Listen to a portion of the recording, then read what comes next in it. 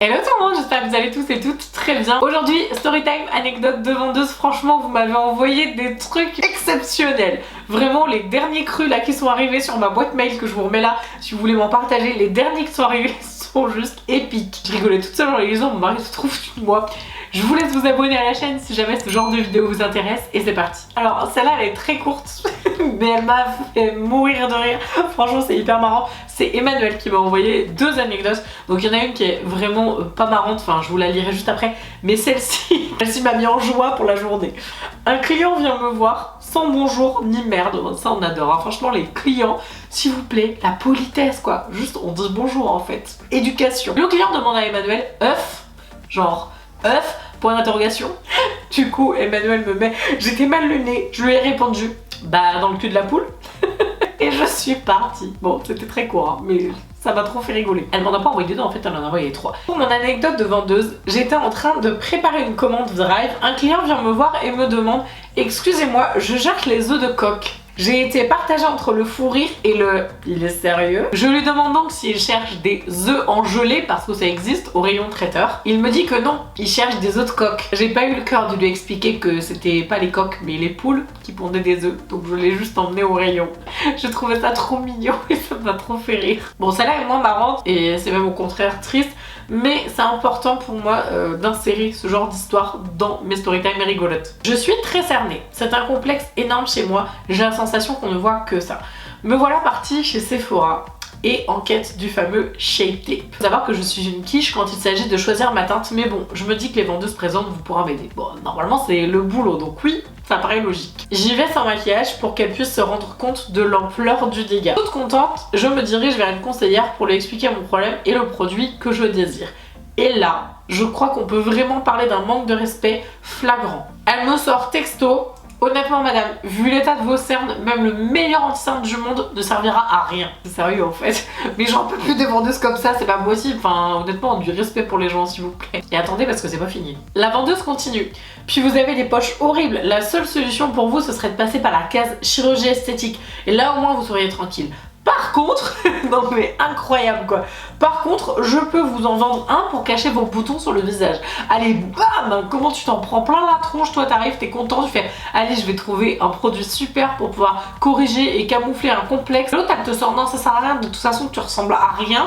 En plus, t'as v'là les poches. Par contre, je peux te vendre un truc pour cacher tous les boutons que t'as sur la figure. Problème pour lequel tu ne venais absolument pas la voir. Mais sérieusement quoi, mais occupez-vous de vos fesses, c'est pas possible. Enfin, comment est-ce qu'on peut dire des trucs aussi méchants? Enfin, moi je suis vraiment outrée quoi. Et donc après j'ai lu ce que la personne qui m'a envoyé le mail dit, sauf qu'en fait c'est pas des boutons, mais ce sont des fibromes, c'est une maladie de peau qui ne se soigne pas. Je l'ai regardé, je l'ai remercié pour son manque de tact et surtout de professionnalisme. Je suis partie sans rien acheter avec la boule au ventre.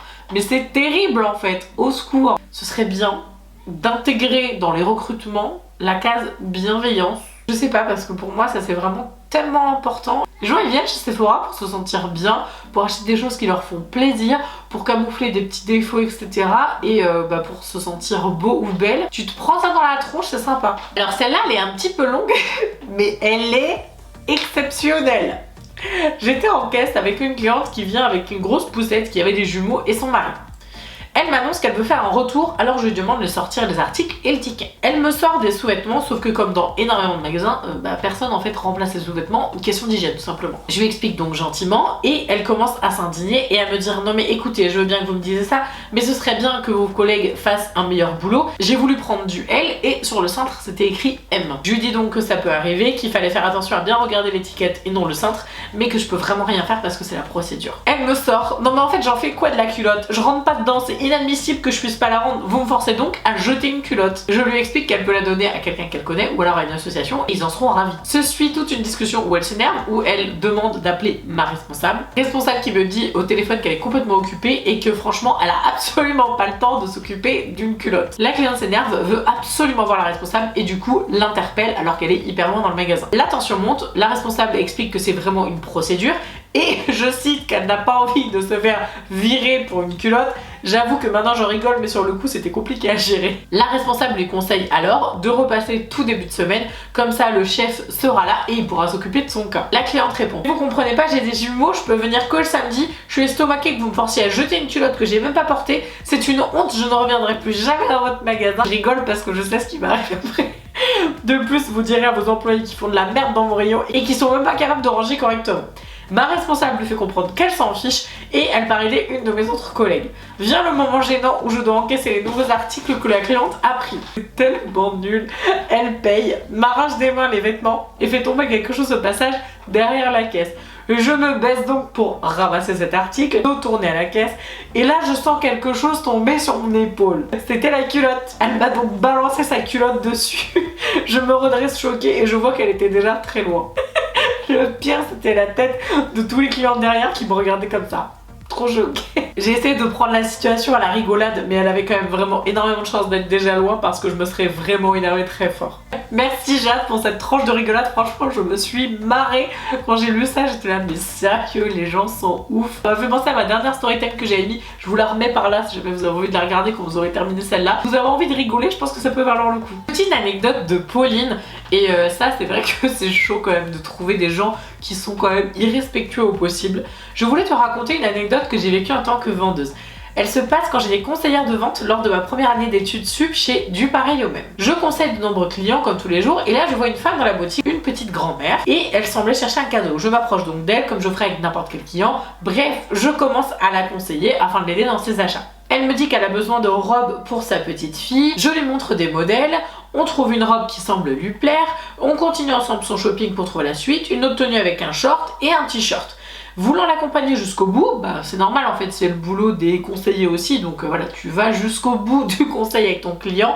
Je l'accompagne et je continue de la conseiller. Elle continuait de chercher sur des portants. Et je vois tellement la scène en fait, je vois tellement la dame, vous savez, en train de chercher et tout, la conseillère à côté, la nana complètement occupée, omnibulée parce qu'elle est en train de chercher, et là, elle se retourne vers moi et me dit d'un ton hyper méchant: ah non mais c'est bon en fait mademoiselle, vous pouvez disposer, j'ai absolument plus besoin de vous. Perso sur le coup j'ai vraiment cru être une esclave. C'est pas un truc énorme mais je me suis sentie vraiment comme une servante traitée comme un chien. En plus tu t'investis dans ton conseil, moi ça m'arrive plein de fois chez Sephora, tu t'investis à fond, t'es hyper content et tout, limite tu poses des questions un peu trop. Moi j'étais un peu la conseillère en mode copine.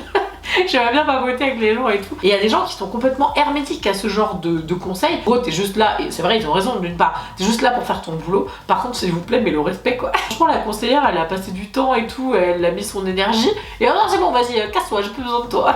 Génial. Alors, j'ai une autre anecdote, et celle-ci, elle parle d'un sujet qui est important et dont je parle pas sur ma chaîne. Je pense que ça peut être très intéressant d'aborder le sujet parce que c'est quelque chose qui est pas assez connu, enfin en tout cas qui est méconnu, et en plus c'est quelque chose d'assez récent parce que la personne qui me l'a envoyé par mail me l'a envoyé le 6 mars et elle me dit que c'était arrivé il y a quelques semaines, donc vraiment c'est un truc assez frais. Avant de m'expliquer l'anecdote, elle pose les choses et elle m'explique qu'elle souffre d'endométriose. Alors elle m'explique ce que c'est l'endométriose, alors personnellement je sais, mais si jamais vous ne savez pas, je vous explique parce qu'elle l'a mis. Donc c'est une maladie qui touche principalement l'utérus, les trompes, les ovaires et parfois les intestins et les reins, et ça touche une femme sur 10. Ça apporte différents symptômes comme la fatigue, l'anémie, beaucoup de perte de sang pendant les règles, en dehors des règles, de l'irritabilité au niveau de l'humeur, de l'infertilité dans la majorité des cas, et surtout des très grosses douleurs très intenses. Ça dépend des femmes parce que chaque endométriose est différente. Parce que j'ai une copine qui est atteinte d'endométriose, donc je connais un peu parce qu'elle m'en parle souvent, mais voilà, en tout cas je me dis que ça peut être intéressant si jamais vous connaissiez pas cette maladie. Les douleurs et la fatigue peuvent survenir donc à n'importe quel moment. Maintenant que tu as le contexte, pour revenir à mon anecdote, je suis allée faire du shopping pour habiller mes enfants. Il y avait beaucoup de monde qui faisait la queue aux caisses de la boutique,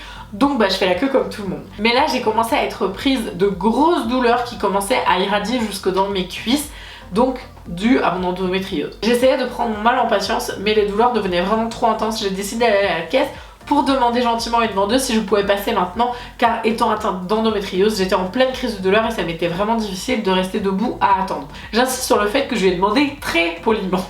Les gens de la queue ont entendu ma requête, ils ont commencé à râler et souffler. J'étais super gênée parce que j'aime vraiment pas passer devant tout le monde, je le fais vraiment en cas de pure nécessité. J'étais déjà hyper mal, la vendeuse me toise de la tête aux pieds et me lance: c'est pas un supermarché ici madame, pas de caisse prioritaire, si vous avez mal pendant vos règles, faut pas sortir en fait. Mais qui dit ça, sérieux? La file d'attente, une vieille dame en rajoute une couche en me disant: Si vous vous plaignez de vos règles, ça se voit que vous savez pas ce que c'est que d'accoucher, hein. À mon époque, c'était sans piqûre. J'ai énormément de respect pour celles qui accouchent sans péridurale, parce que chapeau, je serais incapable de le faire, honnêtement. Enfin voilà, t'as pas une médaille, hein. Franchement, faut arrêter à un moment ça. Alors déjà, la remarque de la caissière m'a choquée, mais alors celle de la vieille, ah super, merci quoi. Surtout que les femmes atteintes d'endométriose ne peuvent pas avoir d'enfants, en tout cas pour la plus grande majorité d'entre elles, donc j'ai trouvé ça super cruel. Donc en plus, elle explique que elle a eu donc 2 enfants et qu'elle a aussi accouché sans péridurale. Alors déjà, la mamie, mais tais-toi quoi, enfin n'importe quoi. Mais l'endométriose c'est vraiment douloureux, me dit-elle, les douleurs peuvent être pires qu'un accouchement, c'est comme des coups de poignard dans le bas-ventre. Enfin bon, cette vieille dame m'a parlé sans savoir, sans rien connaître à ma vie, génial. Donc elle repose la question et dit que vraiment c'est pas du tout une histoire de règles, c'est juste qu'elle a une crise d'endométriose et que c'est hyper douloureux, et a priori vu comment elle se tordait de douleur, je pense que tu peux pas te dire la personne elle est en train de mitonner pour gratter des places, enfin juste c'est pas possible. J'en pouvais plus, j'étais super énervée par ce qui venait de se passer. J'ai donc posé la pile de vêtements sur la caisse de la vendeuse, enfin à côté de la vitre en plexi là où on pose les vêtements quoi. Et je lui ai dit, bah vous savez quoi, démerdez-vous, je reviendrai plus dans votre magasin. Je suis partie en lançant un regard noir à la vieille dame au passage. Et personnellement j'aurais été à ta place, bon je sais pas si c'est très bon pour mon karma, j'aurais pris les vêtements, je les aurais balancés dans le magasin en partant, enfin tellement irrespectueux quoi. Et la dernière franchement elle est trop choquante, mais là c'est juste terriblement malhonnête et cruelle à la limite. Bref, donc la personne qui m'a envoyé le mail était en stage en parfumerie chez Ici Paris XL, le Sephora belge. Je connais pas du tout, mais ça a l'air très connu en tout cas en Belgique. Donc la cliente arrive et ne se fait pas conseiller par la stagiaire qui m'a envoyé le message, puisqu'une autre conseillère de longue date prend en charge la cliente. Donc la conseillère lui fait sentir le parfum Jimmy Choo et continue le conseil, etc. Et puis la cliente passe en caisse avec le parfum. La conseillère en rajoute une couche en disant à la cliente en caisse: oh là là, vous savez, franchement, c'est vraiment un excellent choix, c'est le parfum préféré de ma soeur, il est vraiment très estival. Une fois la cliente partie, elle revient vers moi en se targuant de l'avoir baratiné. Oh, si elle savait, j'ai pas de sœur, ce parfum est abominable et en plus il tient pas du tout. Qu'est-ce que les gens sont influençables? Et elle se marre. Elle m'a complètement sidérée à un point où, après ce stage, j'ai définitivement arrêté de travailler dans le secteur. Je suis sortie de ce stage lessivée mentalement en ne pensant qu'à une seule chose. Certaines vendeuses n'ont aucun scrupule à essayer de pigeonner les clients. Heureusement qu'elles sont pas toutes comme ça. Et oui, franchement, parce qu'il y en a qui adorent vraiment leur métier. Je me suis reconvertie en étudiante en droit depuis cette expérience. Et franchement, ça c'est vraiment le pire du truc. Genre mentir à la cliente en mode ah là là, ça plaît trop à ma soeur alors que t'as pas du tout de soeur. Enfin, franchement, mais quel intérêt quoi. Avec ce genre de comportement, tu fais plus confiance après aux vendeuses et tout. Enfin, c'est juste horrible. N'hésitez pas à m'envoyer vos anecdotes pour qu'on continue à rigoler. Parce que franchement, des fois, vous m'envoyez des perles, hein, c'est excellent. Je vous remets mon mail juste là. J'espère que la vidéo vous a plu. Je vous invite à vous abonner si c'est le cas. Et en attendant, je vous envoie de tout mon cœur. Et je vous dis à demain.